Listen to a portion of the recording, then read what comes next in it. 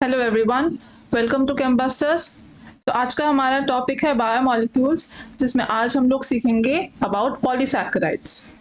Before going to polysaccharides हमारे पास और दो डायासैकेराइड्स बचे हुए हैं, एक माल्टोज और एक लैक्टोज। उन्हें देख लेते हैं पहले।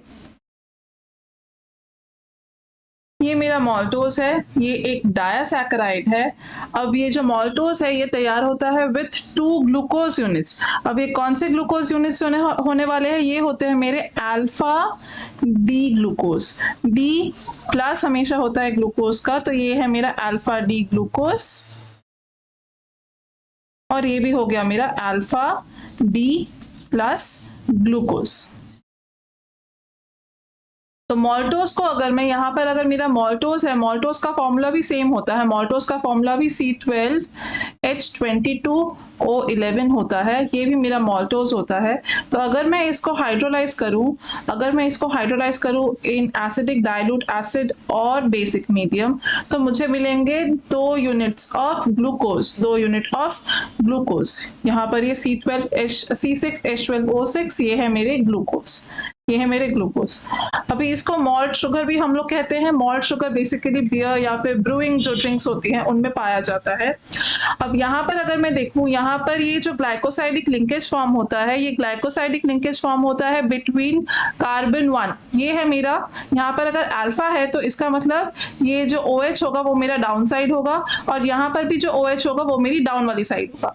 ये मेरा कार्बन 1 है, ये 2, इसको हाइड्रोजन नाम दे देते हैं, ये मेरा हाइड्रोजन 2, ये 3, ये 4, ये 5 और ये 6।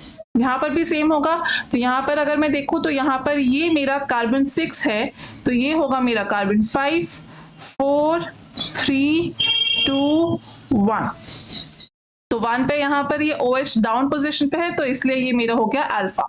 तो अगर मैं देखूं तो ये जो मेरा ग्लाइकोसाइडिक लिंकेज फॉर्म हुआ है, ये जो मेरा लिंकेज फॉर्म हुआ है, इट इज फॉर्म्ड बिटवीन, इससे ले लेते हैं, इस पेन को ले लेते हैं, it is formed between carbon 1 and carbon 4। तो इसका मतलब एक ग्लूकोज का कार्बन 1 और दूसरे ग्लूकोज का कार्बन 4, C1 और C4 ग्लाइकोसाइडिक लिंकेज है, लिंकेज फॉर्म हुआ है। जब मेरा हेमीएसिटल फॉर्म होता है तब मेरा जो पोजीशन है फॉर कार्बन, अगर यहाँ पर मैं देख रही हूँ ग्लूकोज, तो यहाँ पर मेरा कार्बन नंबर 1 जो है वो होता है मेरा एल्डिहाइडिक ग्रुप। कार्बन 1 होता है मेरा एल्डिहाइडिक ग्रुप। तो यहाँ पर अगर मैं देखूँ, एक ग्लूकोज का मेरा एल्डिहाइड ग्रुप मेरा बॉन्ड हो गया है थ्रू ग्लाइकोसाइडिक लिंकेज, लेकिन दूसरे अल्फा ग्लूकोज का जो एल्डिहाइड ग्रुप है मेरा, CHO ग्रुप है, वो है मेरा फ्री CHO ग्रुप यहाँ पर प्रेजेंट है। इसलिए ये जो शुगर होगा, ये मॉल्टोज जो है, ये मॉल्टोज मेरा रिड्यूसिंग शुगर होगा, ये मेरा रिड्यूसिंग शुगर होगा। इसको और इजीली हम लोग समझ लेते हैं। तो अगर यहाँ पर मैं देखूं, यहाँ पर मैंने 2 अल्फा डी ग्लूकोज को बनाया है। एक को मैंने इन टर्म्स ऑफ हेमीएसिटल फॉर्म में रखा है, इन साइक्लिक फॉर्म, और दूसरे को मैंने ओपन चेन में रखा है, ओपन स्ट्रेट चेन में रखा है। अब अगर मॉल्टोज की बात करें तो मॉल्टोज में होता है मेरा C1 और C4 ग्लाइकोसाइडिक लिंकेज, C1 और C4 ग्लाइकोसाइडिक लिंकेज। तो अगर मैं यहाँ पर मार्क करूं, यहाँ पर अगर मैं इसे देखूं, इसे दूसरे पेन से मार्क करते हैं, यहाँ पर ये है मेरा कार्बन 1 और यहाँ पर ये हो गया 1, 2, 3 एंड 4। इस OH के साथ और इस OH के साथ मेरा लिंकेज फॉर्म होता है। तो अगर ये लिंकेज कुछ ऐसा बना, अगर ये यहाँ पर लिंकेज कुछ ऐसा बना, इसके साथ अगर मैं इसको ये लिंक कराऊं, इन दोनों के साथ अगर ये लिंकेज फॉर्म हो रहा है, तो अगर मैं देखूं कार्बन 1, ये इस वाले ग्लूकोज टर्म में मेरा जो OH है, OH मतलब यहाँ पर जो एल्डिहाइडिक ग्रुप है वो मेरा ग्लाइकोसाइडिक लिंकेज में बॉन्ड हो रहा है। लेकिन इस वाले ग्लूकोज की बात करें तो फिर यहाँ पर मेरा ये एल्डिहाइडिक ग्रुप मेरा फ्री है, और इसी वजह से मेरा जो मॉल्टोज होता है, it is reducing in nature, it is reducing sugar, it is a reducing sugar, मतलब ये टॉलेंस या फिर फेलिंग्स रिएजेंट को ये रिड्यूस कर सकता है। इसलिए मेरा मॉल्टोज क्या हो गया? Reducing sugar. नेक्स्ट आते हैं हम हमारे लैक्टोज पे। लैक्टोज जो है ये भी मेरा एक डायसैकेराइड है, और ये तैयार होता है गैलेक्टोज एंड ग्लूकोज के साथ। यहाँ पर मेरा कोई फ्रुक्टोज या फिर सिर्फ ग्लूकोज नहीं है, यहाँ पर एक नया शुगर फॉर्म है, नया मोनोसैकेराइड है जिसका नाम है गैलेक्टोज। अब इस गैलेक्टोज का अगर हम लोग ओपन स्ट्रक्चर देखें तो ये कुछ ऐसा बनता है, तो ये है मेरे open structure of galactose and glucose. अगर मैं यहाँ पर कंपेयर करूँ तो फिर मेरा सिर्फ अगर चेंज आता है तो चेंज आता है सिर्फ कार्बन नंबर 4 पे।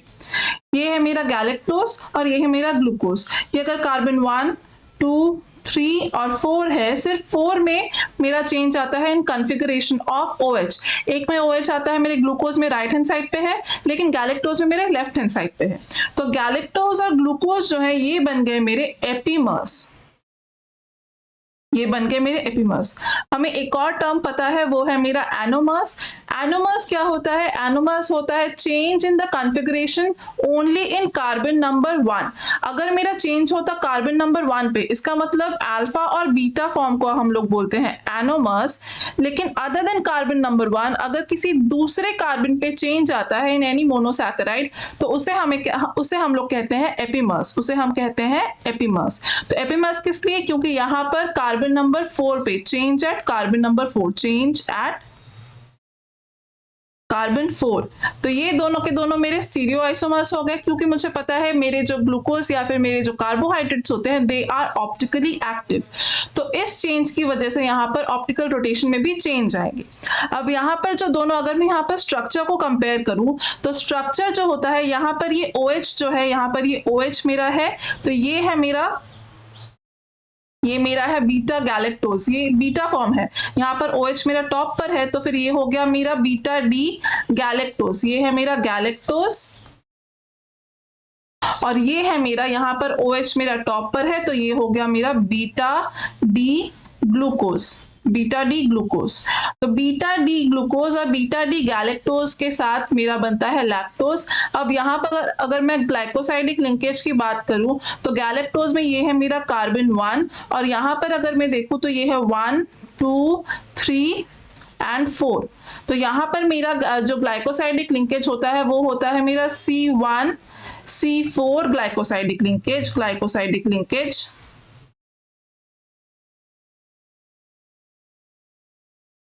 और अगर C1, C4 है तो फिर इसका मतलब ये C number 1 for glucose is free, तो फिर ये भी बन गया मेरा एक रिड्यूसिंग शुगर।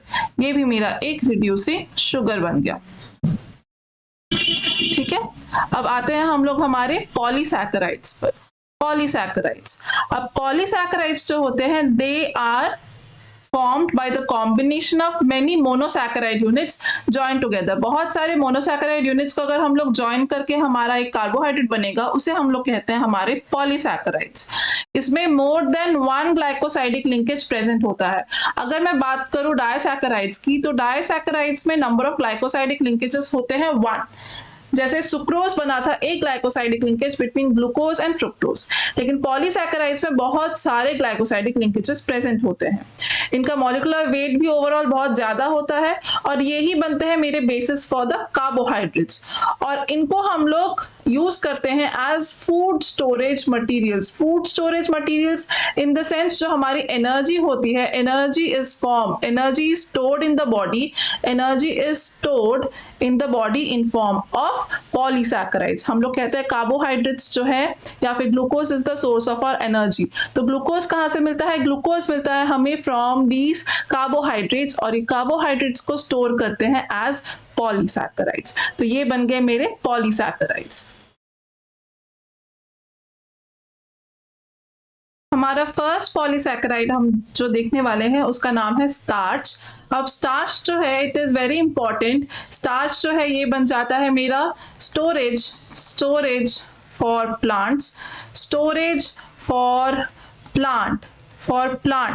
मतलब प्लांट्स की जो एनर्जी है वो कौन स्टोर करता है? वो स्टोर करता है हमारे स्टार्च हमारा फाउंड होता है, we found it in many vegetables में हमारा पाए जाते हैं। फॉर एग्जांपल पोटैटोज हो गया, फिर हमारे ओट्स हो गए, सीरियल्स में पाए जाते हैं। उसके बाद मेरा आ गया यहाँ पर स्वीट पोटैटोज हो गया, ट्यूबर्स में पाए जाते हैं। बहुत सारे वेजिटेबल्स में ये हमारे स्टार्च हमें मिलते हैं। स्टार्च जो है हमारे लिए एक बहुत ही ज्यादा डाइटरी सोर्स है, हमारा एक अच्छा डाइटरी खाने का सोर्स है। ये है डाइटरी सोर्स फॉर ह्यूमंस। और ये हमारा स्टार्च जो है ये एक बहुत अच्छा हमारे पॉलीसैकेराइड है। अब स्टार्च जो है, स्टार्च हमारा कंपोज होता है दो कंपोनेंट से, जिसका नाम है अमाइलोज प्लस अमाइलोपेक्टिन। दो कंपोनेंट प्रेजेंट होते हैं हमारे स्टार्च में, अमाइलोज एंड अमाइलोपेक्टिन। ये रहा हमारा फर्स्ट कंपोनेंट अमाइलोज। अब अमाइलोज जो है ये मेरा एक वाटर सॉल्युबल कंपोनेंट होता है और ये मेरा जस्ट 15% बनाता है, 15 to 20% बनाता है ऑफ द होल स्टार्च।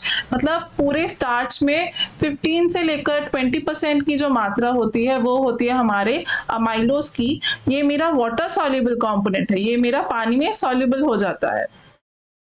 और अब जो है ये मेरा एक स्ट्रेट चेन है, यहाँ पर सिर्फ मुझे एक स्ट्रेट चेन ही मिलेगा, स्ट्रेट चेन है। और ये जो तैयार होता है इसमें ऑलमोस्ट, ये तो मेरा एक पॉलीमर है, तो फिर इस पॉलीमर में ऑलमोस्ट 200 से लेकर 1000 यूनिट्स होते हैं ऑफ अल्फा डी ग्लूकोज। यहाँ पर अल्फा डी प्लस ग्लूकोज का यूज होता है, यहाँ पर alpha D plus glucose use होता है।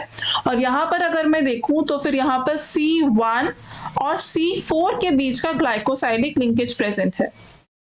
तो अगर C1 और C4 ग्लाइकोसाइडिक लिंकेज है तो इसका मतलब दूसरे जो मेरा ग्लूकोज है, अगर फर्स्ट का C1 है तो दूसरा जो ग्लूकोज है उसका मेरा क्या यहाँ पर 1 वाला पोजीशन यहाँ पर ब्लॉक होगा।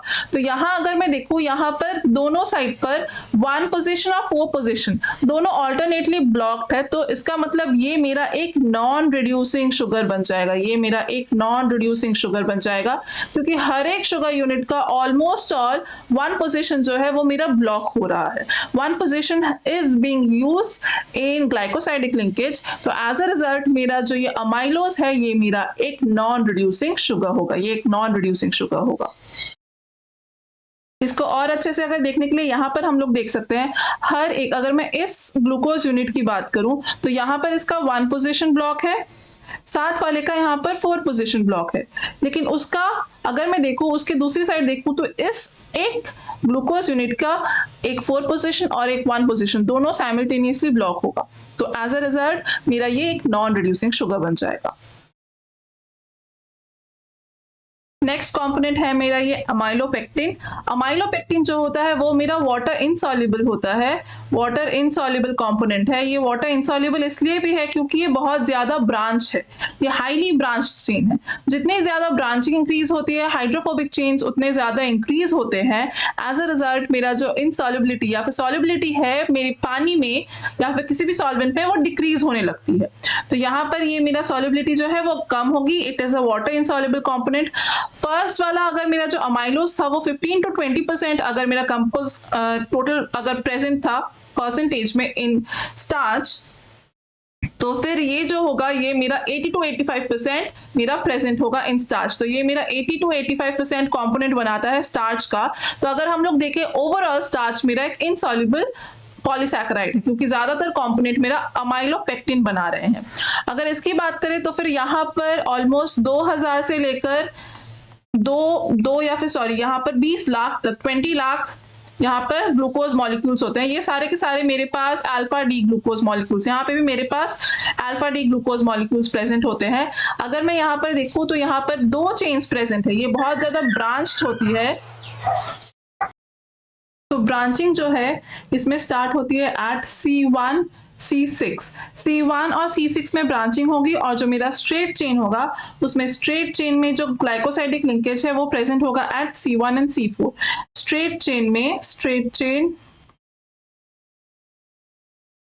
चेन में लिंकेज प्रेजेंट होगा अमाइलोज की तरह, लेकिन क्योंकि यहाँ पर एक ब्रांच है एट C1 C6 पोजीशन, यहाँ पर एक C1 C6 पोजीशन पे ग्लाइकोसाइडिक लिंकेज प्रेजेंट है, उसकी वजह से ये बन जाता है मेरा इनसॉल्युबल। तो ये हो गया मेरा अमाइलोपेक्टिन। अब यहाँ पर देख लेते हैं डिफरेंस। अमाइलोज है मेरा वाटर सॉल्युबल, अमाइलोपेक्टिन है मेरा वाटर इनसॉल्युबल। अमाइलोज फॉर्म करता है मेरा 15 to 20% of the total starch, तो मेरा अमाइलोपेक्टिन हो गया मेरा 80 to 85% of the total starch. Amylose होता है मेरा स्ट्रेट चेन, अमाइलोपेक्टिन होता है मेरा ब्रांच चेन। अमाइलोज में 200 से लेकर 1000 ग्लूकोज के यूनिट्स होते हैं अल्फा डी ग्लूकोज के। मुझे याद रखना है यहाँ पर ये अल्फा डी ग्लूकोज से फॉर्म होता है मेरा अमाइलोज और अमाइलोपेक्टिन। अमाइलोपेक्टिन में बहुत ज्यादा उसकी मॉलिक्यूलर वेट होती है, 2000 से 20 लाख ग्लूकोज यूनिट्स प्रेजेंट होते हैं। अमाइलोज में सिर्फ मेरा C1 और C4 ग्लाइकोसाइडिक लिंकेज होता है, लेकिन अमाइलोपेक्टिन में C1 और C4 के साथ C166 पे मेरी ब्रांचिंग स्टार्ट होती है। और ये दोनों के दोनों जो मेरे ये दोनों के दोनों मेरे जो यूनिट्स होते हैं अमाइलोज और amylopectin, both are non reducing. ये दोनों के दोनों मेरे होते हैं नॉन रिड्यूसिंग, क्योंकि यहाँ पर जो C1 है, हर एक ग्लूकोज का C1 position it is blocked by a glycosidic linkage. तो इसी वजह से स्टार्च जो है, starch is a non reducing sugar. Next मेरा पॉलीसैकेराइड है सेल्यूलोज। अब सेल्यूलोज जो है, इससे हमें याद आता है कि ये मेरा प्लांट्स में प्रेजेंट होता है। Cellulose is present in plants, ये मेरा प्लांट्स में प्रेजेंट होता है और ये जो है प्लांट्स के लिए एक स्टोरेज का काम करता है, स्टोरेज पॉलीसैकेराइड का काम करता है ये। और ये सेल्यूलोज जो है it is present in the cell wall, it is present in the cell wall of plants. ये मेरे सेल वॉल में प्रेजेंट होता है, सेल वॉल ऑफ प्लांट्स। यहाँ अगर मैं देखूं तो सेल्यूलोज में एक चेंज है कि यहाँ पर अगर मैं ग्लूकोज के यूनिट्स की बात करूं तो यहाँ पर जो ये मेरा ऑक्सीजन है ये ऊपर की साइड है, तो इसका मतलब यहाँ पर मैं यूज कर रही हूँ बीटा डी ग्लूकोज। यहाँ पर मेरा यूज हो रहा है beta D glucose. Beta D glucose unit से मेरा बनता है सेल्यूलोज, और जो मेरा ग्लाइकोसाइडिक लिंकेज प्रेजेंट होता है वो प्रेजेंट होता है बिटवीन, ये अगर मेरा कार्बन 1 है तो 2, 3 and 4, तो मेरा ग्लाइकोसाइडिक लिंकेज जो प्रेजेंट होता है वो होता है मेरा between C1 and C4। C1 C4 glycosidic linkage present होता है। यहाँ पर C1 सारे के सारे ब्लॉक्ड हैं, तो फिर इसको मैं कहूंगी ये एक मेरा नॉन रिड्यूसिंग शुगर है। ये मेरा हो गया नॉन रिड्यूसिंग शुगर, ये मेरा हो गया एक नॉन रिड्यूसिंग शुगर। नेक्स्ट अगर मैं देखूं तो नेक्स्ट है मेरा ग्लाइकोजेन। अब ये ग्लाइकोजेन जो है इसकी सिमिलैरिटी हम लोग कर सकते हैं विद सेल्यूलोज और स्टार्च के साथ। अगर मैं सेल्यूलोज के साथ इसकी सिमिलैरिटी करूं तो ये जो है ये मेरा कार्बोहाइड्रेट स्टोर करता है in animal body. Carbohydrate storage, जैसे हमारा सेल्यूलोज जो था और या फिर स्टार्च जो था वो प्लांट्स में हमारे स्टोर करते थे कार्बोहाइड्रेट्स को, ग्लाइकोजेन जो है वो हमारे एनिमल्स में स्टोर करते हैं कार्बोहाइड्रेट्स को। इसको हम लोग एनिमल स्टार्च, इसे हम लोग एनिमल स्टार्च भी कहते हैं। और ये इसलिए कहते हैं क्योंकि इसका अगर मैं स्ट्रक्चर देखूं तो ग्लाइकोजेन का स्ट्रक्चर और अमाइलोपेक्टिन का स्ट्रक्चर जो है वो ऑलमोस्ट ऑल सिमिलर है। ये बहुत सा सिमिलर स्ट्रक्चर है ग्लाइकोजेन और अमाइलोपेक्टिन का जो स्ट्रक्चर, तो इसीलिए हम इसे एनिमल स्टार्च कहते हैं। और ये जो ग्लाइकोजेन है it is found in liver, brain and muscles. Liver, brain और मसल्स में इसे ये हमें मिलता है ग्लाइकोजेन। अब यहाँ पर अगर मैं इस ग्लाइकोसाइडिक लिंकेज की बात करूँ तो मेरे पास एक स्ट्रेट चेन है और एक ब्रांच चेन है, लेकिन ये जो ग्लाइकोजेन होता है यहाँ पर बस एक छोटा सा फ्रैगमेंट इसका दिखाया है। ग्लाइकोजेन इज मोर ब्रांच्ड, ये और ज्यादा ब्रांच्ड होता है देन अमाइलोपेक्टिन। इसका स्ट्रक्चर सिमिलर होता है टू अमाइलोपेक्टिन।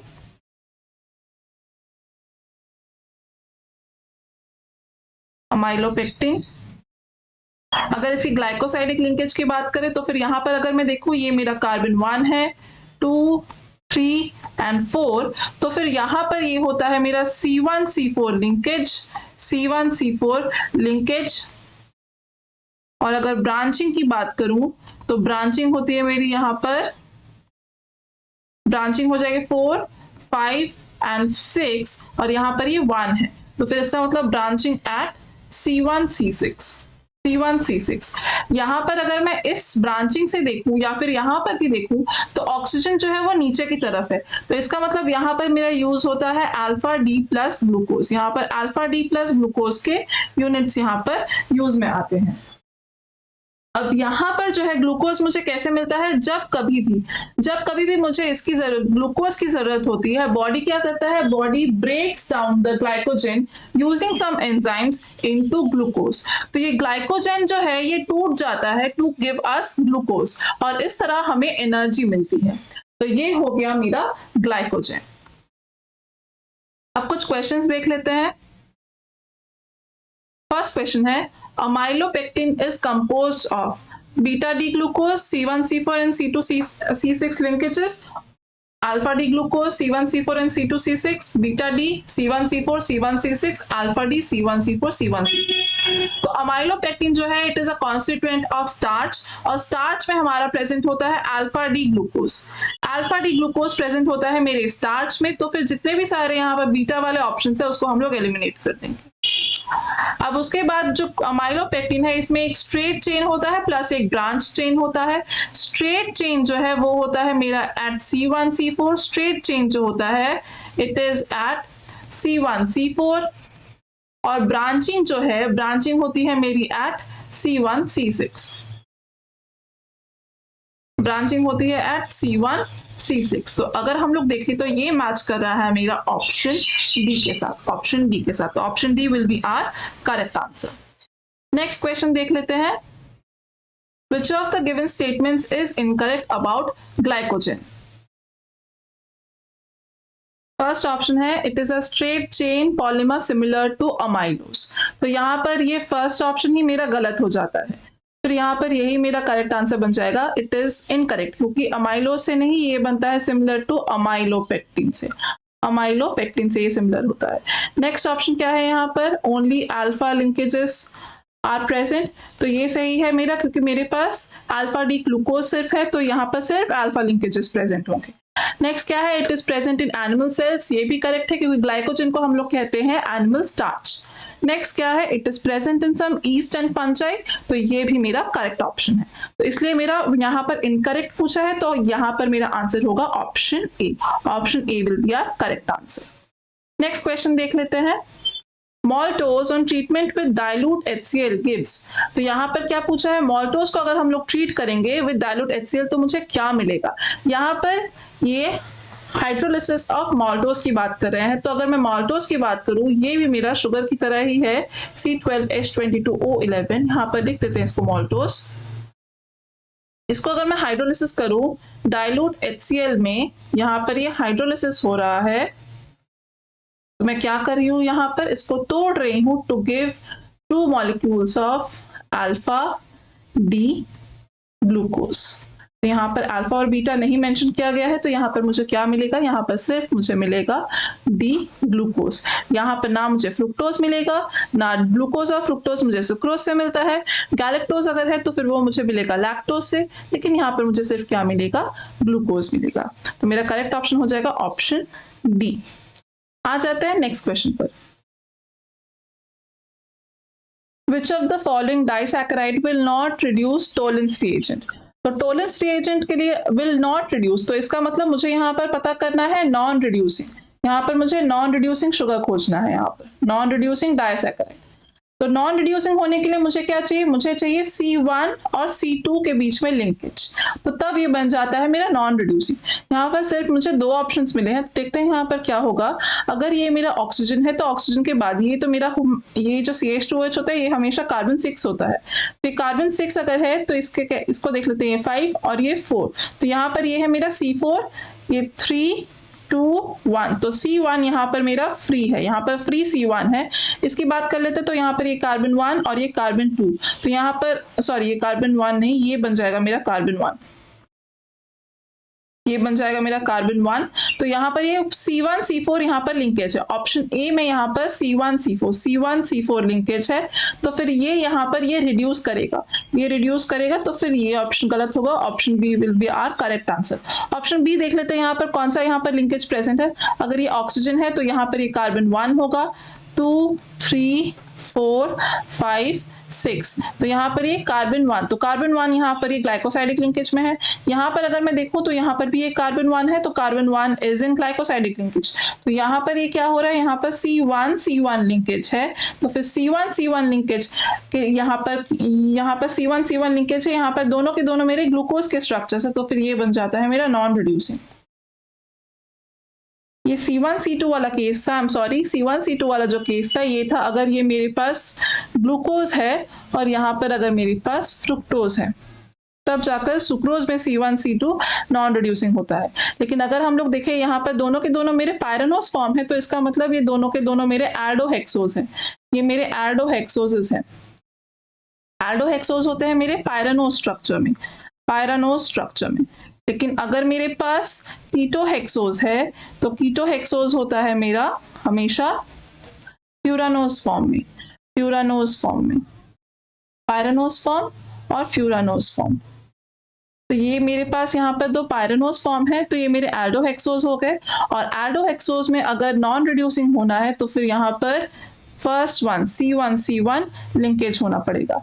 और अगर मेरे पास फ्यूरानोज है तो फिर यहाँ पर हो जाएगा मेरा C2 लिंकेज। बेसिकली मुझे यहाँ पर जो मेरा एल्डिहाइड या फिर कीटोन ग्रुप है उसको एज हेमी एसिटेट या फिर उसको एज ग्लाइकोसाइडिक लिंकेज बनाकर उसकी आइडेंटिटी को मुझे तोड़ना है। तो फिर यहाँ पर हो जाएगा मेरा option B will be a correct answer, ये मेरा रिड्यूस नहीं करेगा टोलेंस रिएजेंट को। तो आज के लिए बस इतना ही। If you found this video helpful, do like, share and subscribe.